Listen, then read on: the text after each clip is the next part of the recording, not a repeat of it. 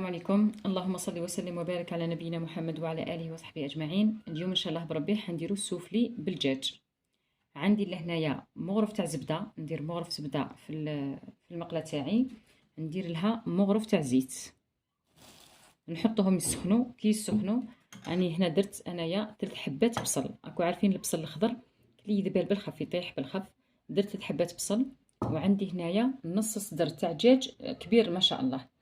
انني حابه ندير اليوم السوفلي ويبقى لي الغدوه ندير به البوراك تاع الديول.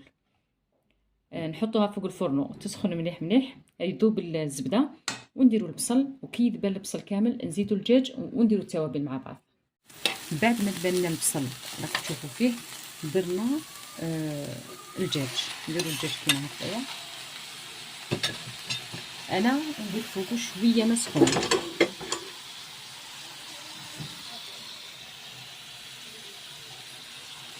واحد 2 مغارف هكذاك باه ما يتكورش،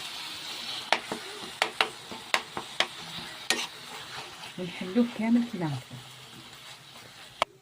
بعد ما حلينا الدجاج كاع كيما راكم تشوفوا هكذايا، نديروا له لي زيبيس. عندنا الملح،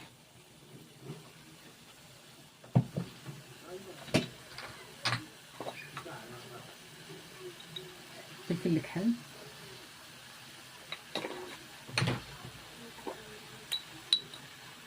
زنجبيل،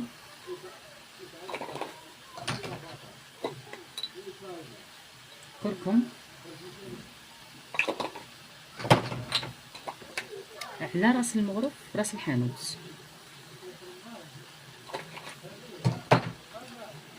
نخلطوا كلش ونخلوهم يطيبوا في غرضهم. كي نشوفوه طاب نديروا له مغرف تاع توابل الشاورما، يعطي له بنه هايله. بعد ما طبلنا الدجاج كامل راك تشوفوا فيه، نديروا له مغرف تاع توابل الشاورما كيما هكذايا، تعطي له بنه هايله. نخلطوها ونخلوها حوالي 2 دقائق 3، ونحوا الدجاج من المقله، ونكملوا. نوريكم طريقه الفرماج اللي نديرها مع السوفلي هذا. هاونا طاب الدجاج تاعنا، نشفناه مليح مليح. انا درت له واحد ربع كاس تاع ماء باه يطيب لي مليح، خاطش كان نشف لي كامل. هيا كي طاب الدجاج دوكا نحيته نشف مليح مليح. ندير لاكوش هذه في المقله، راك تشوفوا شويه نشفتو مليح. ندير لاكوش هذه في المقله، خلي كيما هكا. ماذا بيا ندير لاكوش نصيبها. دوك ندير فيها كاس تاع حليب. هاي لاكوش اللي قلت لكم عليها، راني حطيت المقله فوق النار، نفرغوا فيها كاس تاع حليب. هذا الحليب يدي كاع البنه اللي في المقله، ونزيدوا لها كاس تاع فرماج رابي. انا درت نابولي. فوالا هاي كاس تاع فرماج.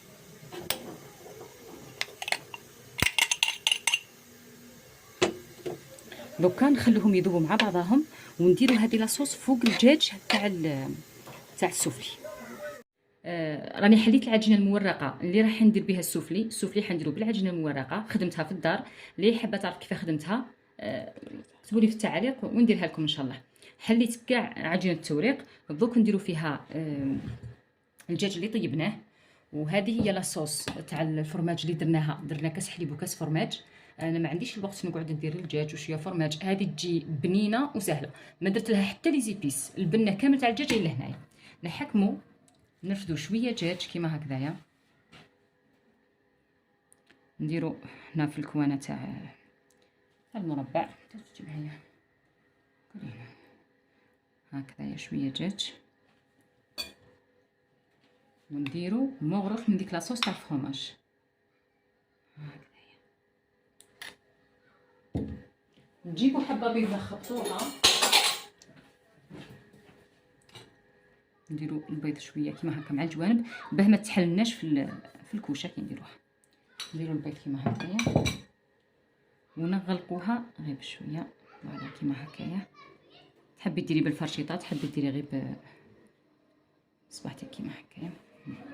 هذه هي الحبه. نكملوهم كامل هكذايا. سنزيد لكم حبه تشوفوها. ها هي هنا. نديروا شويه دجاج. هذا الدجاج يجي بنين، خاصه كي ديروا له توابل الشاورما مع الاخر، يجي بنين بزاف. نديروا كيما هكذايا. نزيدوا شويه لاصوص تاع الفرماج اللي خدمناها مع بعض. نديروا البيض مع الطرف تاع العجينه باه ما تتحلناش كيما هكذا. هيا ونغلقوها كيما هكذايا. تحبي ديري شكل اخر دابا مستطيلات ولا انا هذا جيني اسهل له.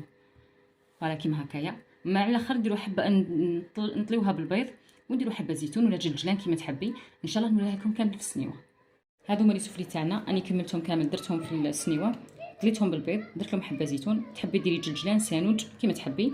دوك ندخلهم للكوشه للفرن، يكون على اقصى درجه واحد 3 دقائق 4 دقائق. نقصيلو كامل من تحت وخليها كي طيب من تحت وتتنفخ وتتورق، شعلي لها من الفوق وثانيكا يكون قوي مده 2 دقائق 3 وعاودي نقصيلو وخليها طيب من فوق غير من غرضها وتتورق وتتحمر وتخرجيها. ان شاء الله نوريها لكم في طبق التقديم. هادو هما السفلي تاعنا اللي درناهم، جاو يقرمشوا ما شاء الله، عجنهم ورقه ناجحه. اللي درتهم بالزيتون معاكم راهم طاروا كملوا بداوهم كامل. بقاو هادو نوريكم تقرميشه. طلع جوا راكم تسمعوا جاو الدجاج لداخل مع داك صلصه الفرماج جا واش نقول لكم ما شاء الله. اذا عجبكم الفيديو ديروا لنا لايك واشتراك والسلام عليكم.